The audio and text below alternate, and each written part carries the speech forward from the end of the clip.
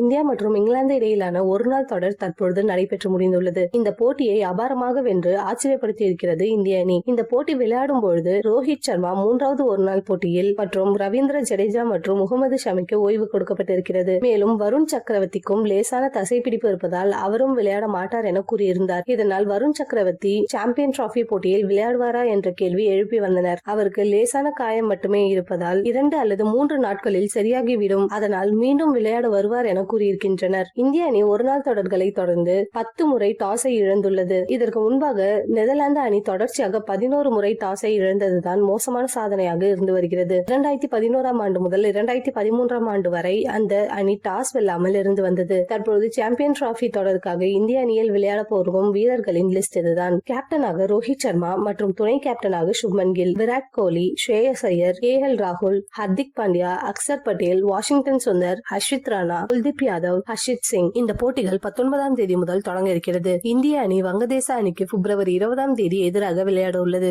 அதனைத் தொடர்ந்து 23ஆம் தேதி பாகிஸ்தான் அணிக்கு எதிராகவும் மார்ச் 2ஆம் தேதி நியூசிலாந்து அணிக்கு எதிராகவும் இந்திய அணி விளையாட இருக்கிறது.